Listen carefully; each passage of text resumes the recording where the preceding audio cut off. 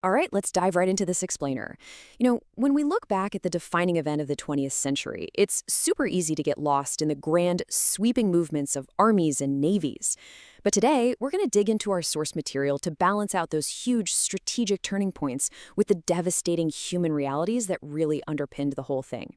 Let's look at how the world descended into total chaos and how it eventually clawed its way back out. To really wrap our heads around an immense conflict like this, we're going to follow a pretty straightforward roadmap. We'll start with the roots of hate, see how the global conflict ignites, cover the massive turning point at Midway, discuss the horrors of the final solution, look at the Allies advancing on two fronts, and finally end with the fall of Berlin. So starting off with our first point, the roots of hate in the 1930s. We really have to start here.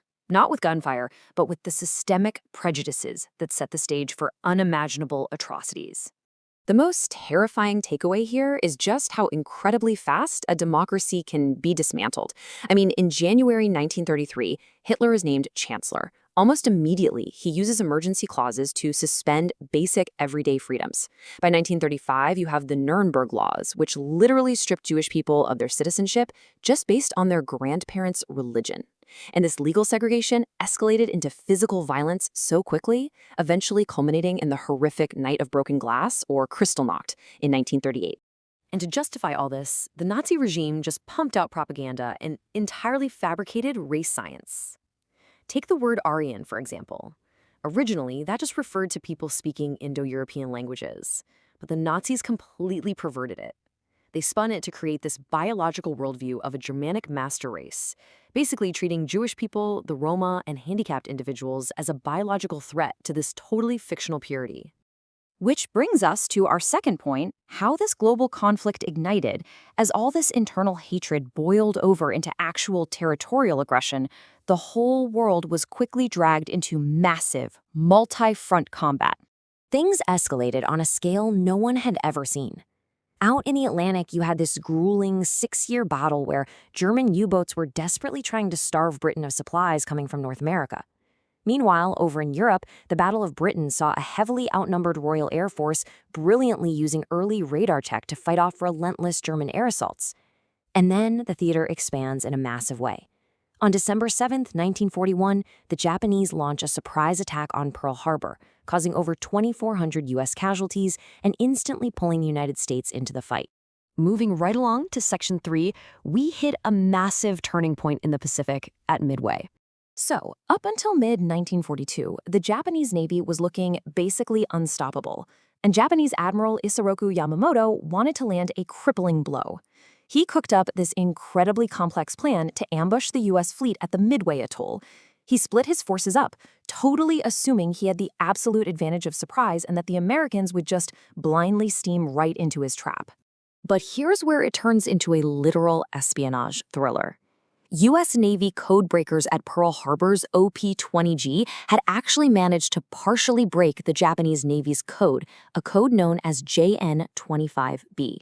They were picking up chatter about a huge operation targeting somewhere called AF, and they were pretty sure AF was Midway. So, to prove it, they set a trap.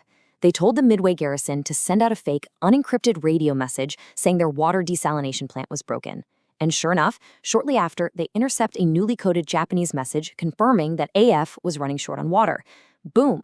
This little tripwire experiment confirmed the target and entirely ruined Yamamoto's element of surprise. Because they were forewarned and waiting in ambush, Rear Admiral Raymond Spruance unleashed American Dauntless dive bombers right when the Japanese carriers had their decks completely full of fueled and armed aircraft. It was a stunning tactical victory. The Americans destroyed 4 irreplaceable Japanese aircraft carriers.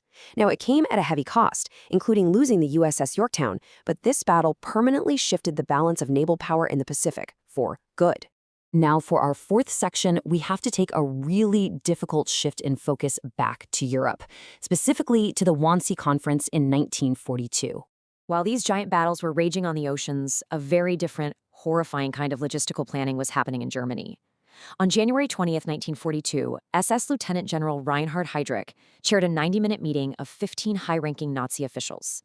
Their objective was to coordinate the logistics for what they chillingly called the final solution. In just an hour and a half, these officials calmly sat around and calculated the deliberate extermination of 11 million European Jews across more than 20 countries. They mapped out how to expand the slaughter from mobile killing squads to an industrialized network of massive killing centers.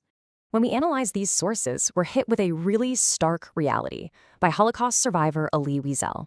He put it so powerfully. While not all victims were Jews, all Jews were victims. They were sentenced to death simply because of who they were, nothing else. The sheer scale of this systemic persecution is almost impossible to wrap your mind around. 6 million.